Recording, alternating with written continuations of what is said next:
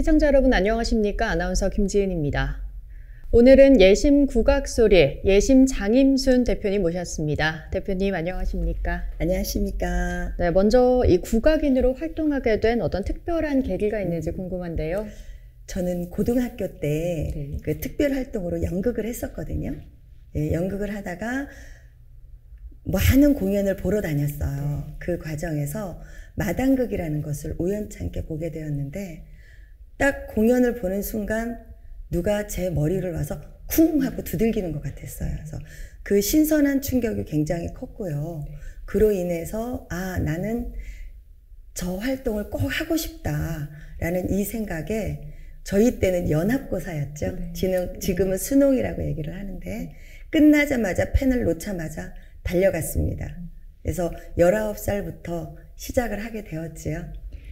네, 사실 국악에도 많은 분야가 있는데요. 그 중에서도 전통춤을 전공하게 된 계기가 있을까요?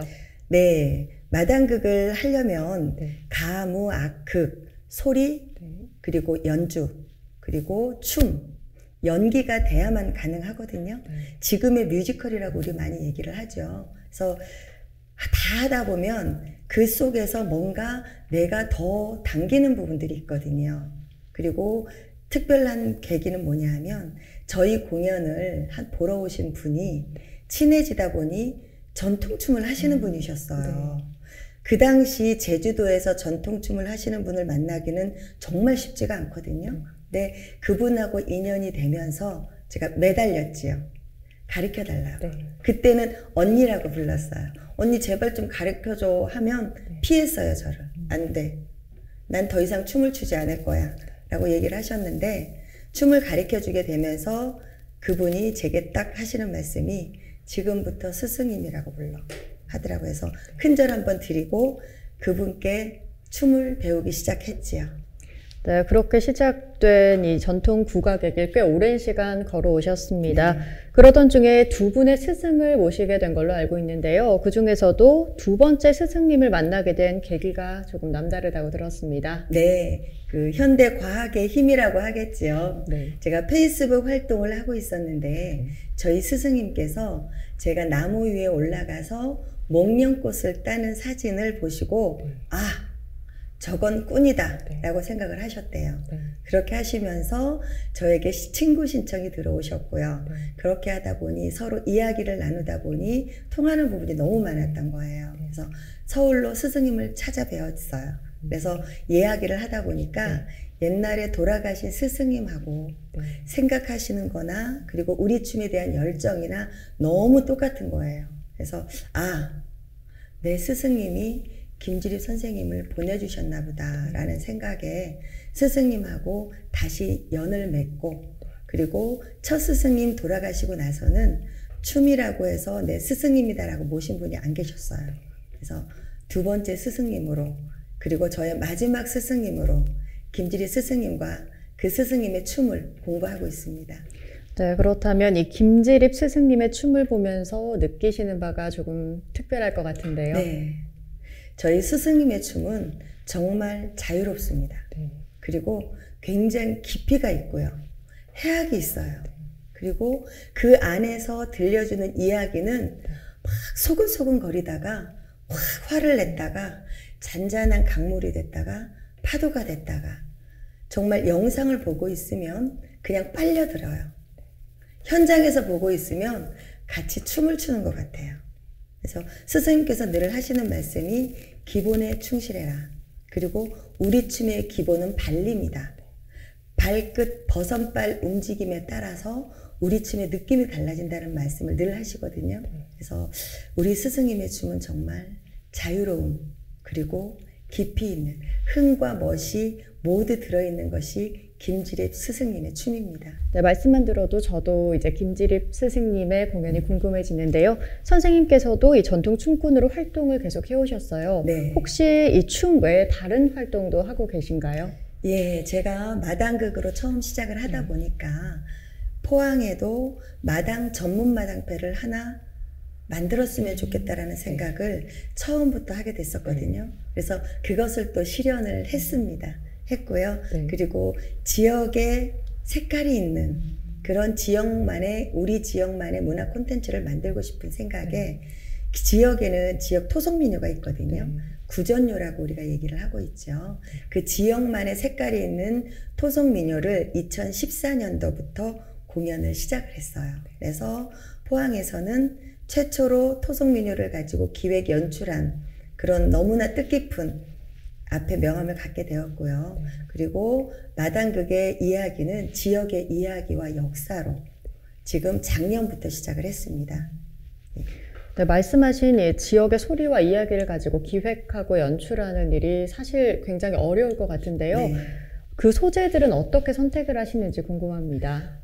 우선적으로는 지역의 역사를 먼저 봤어요. 네. 그리고 설화와 역사를 보고 그 속에서 이것을 극화할 수 있는 소재가 얼마나 많은가를 먼저 봤고요. 그렇게 하면서 먼저 저희가 시도했던 게 석곡 이기준 선생입니다. 우리나라 한의학의 최고의 인물이죠. 그래서 그분의 이야기를 가지고 2018년 그리고 19년 올해로 20년 세 번째로 이야기를 하고 있고요. 그리고 마당극으로 그분의 이야기를 준비를 하고 있습니다. 그래서 지역의 이야기와 지역의 소리를 같이 넣어서 작품을 연출한다는 것은 사실은 쉽지가 않거든요. 그 이야기에 맞는 소리를 찾아내는 작업 자체도 너무너무 어렵고요. 그래서 그 과정에 그 지역의 많은 분들의 도움이 있었고요. 그리고 저희 단원들의 끊임없는 노력 끝에 저희가 이루어질 수 있었던 것 같습니다. 네, 정말 의미 있는 활동들을 많이 하고 계시는 것 같은데요. 그 중에서도 가장 애착이 가는 분야도 있을 것 같은데 어떤 분야일까요? 물론 춤이죠.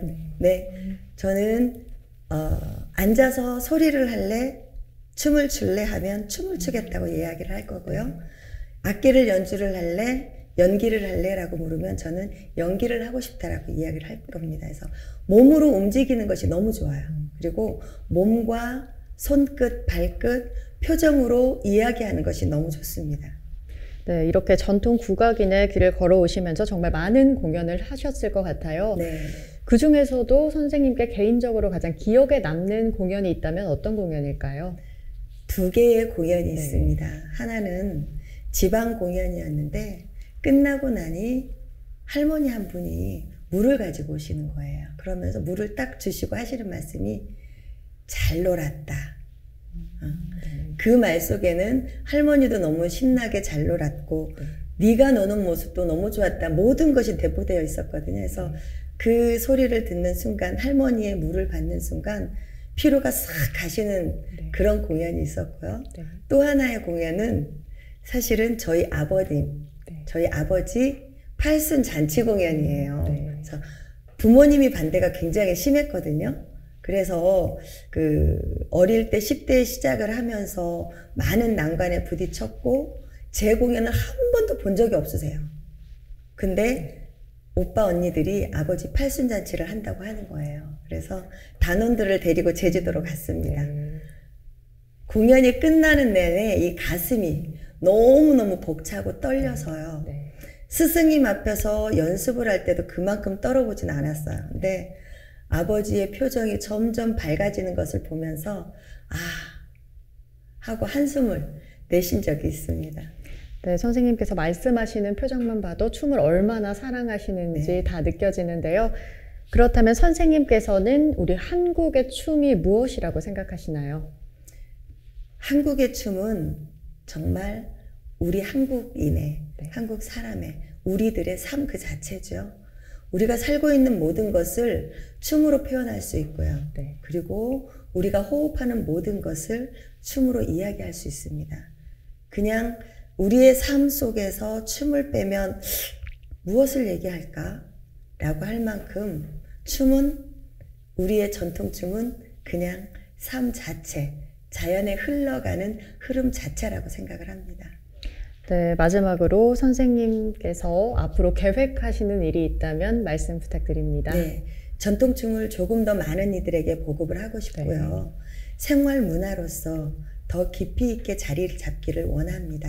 그리고 지역의 이야기와 지역의 소리를 지역의 콘텐츠로, 문화 콘텐츠로 엮어가는 지금 시점에서 좀 더 활발한 활동을 약속을 드리고요. 그 안에서 전통을 가지고 현대를 이야기할 수 있는 그런 또 다른 우리의 활동들을 여러분께 약속하고 싶습니다. 네, 앞으로도 우리 아름다운 전통 예술을 더 많은 사람들에게 알리고 보존하는 일에 더욱 힘써 주시길 바라겠습니다. 오늘 좋은 말씀 해주신 선생님 감사합니다. 고맙습니다.